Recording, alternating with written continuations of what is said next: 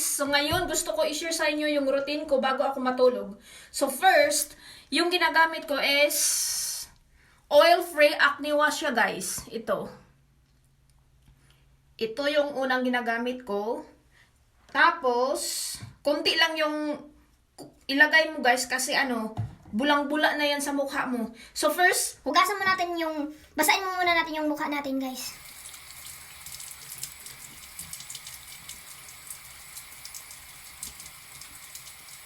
Yun. Tapos, lagyan na natin siya. Kunti lang talaga. ito. Konti lang. Ganun natin siya guys. Dahan-dahan lang. Huwag masyadong pabilisan. Kasi kasi yung iba kasi naghugas ng mukha nila, ginaganon-ganon talaga nila. Parang kaya nagre-read yun, dapat dahan-dahan lang pag kayong maghugas sa mukha nyo, dahan-dahan lang talaga.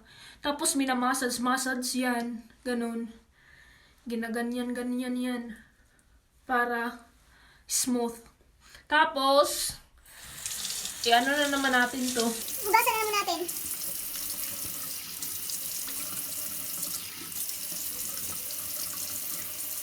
Tapos next na nilagay ko guys is ito. Kojic siya na orange guys. Oo, nabili ko to sa Amazon guys. Pero iwan ko sa inyo kung saan yun. Parang maraming dyan sa Pinas. Maraming Kojic dyan. So ito, nabili ko sa sa Amazon. Oo. So, ito din ang nilagay ko next. Tapos ganun-ganun din. Kapareha lang. Ganun sa liig. Yun.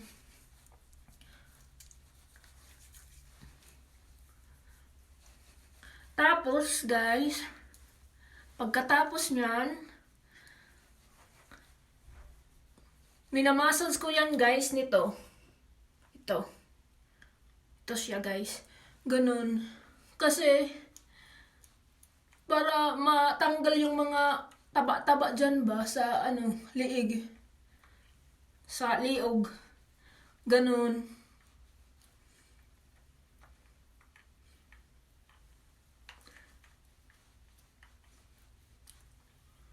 Tapos,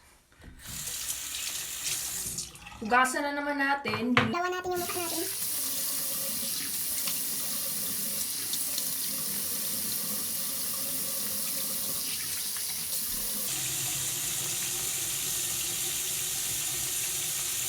Okay.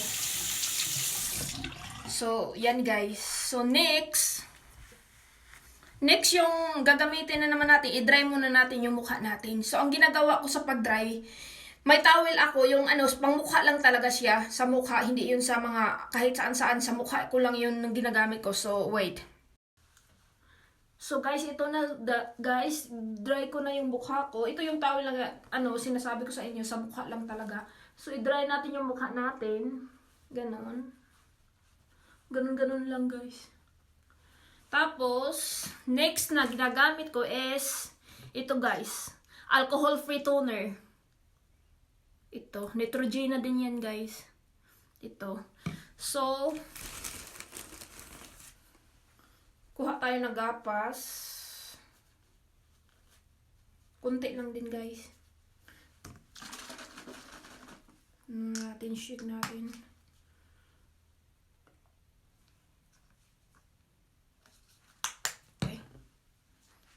So, apply na natin sa mukha natin, guys. Ganon. Dahan-dahan lang, guys. Hindi masyadong diin. Yung parang ka lang. Yung ginaganong-ganon lang. So, pag kayo sa mukha, ikot lang ba? Ganon.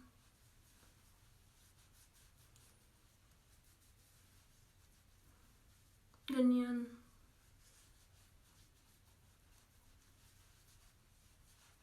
Tapos liig, siyempre, kailangan natin isama yung liig natin guys kasi yung liig natin kailangan din pantay sa mukha natin kasi yung liig mo pag maitim tapos yung mukha mo maputi, di ba pangit tingnan, so dapat pantay, linisin din natin yung liig natin. Okay. Pagkatapos nito guys, i-dry na naman natin. Mag-wait tayo ng mga 30 seconds bago tayo mag-apply sa next nating ilagay. So anyway guys, ang next na ginagamit ko is ito siya guys. Cetaphil. Cetaphil siya guys. Ito. So ano siya? Parang cream. Cream siya. Moisturizing ni siya guys. Moisturizing cream. Ito yung last na ginagamit ko pagkatapos ng toner. So kuha tayo. Ito. Yan.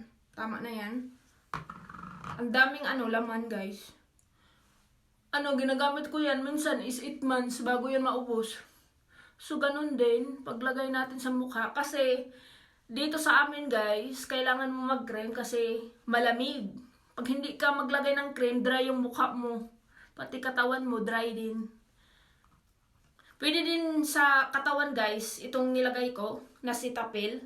Pwede yan sa katawan. Kasi yan pwede sa body and sa face. Ganun. Tapos liig na naman.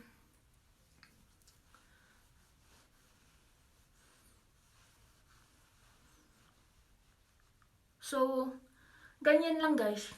Yan lang yung routine ko bago ako matulog. At saka pagising ko, ganun din yung ginagawa ko.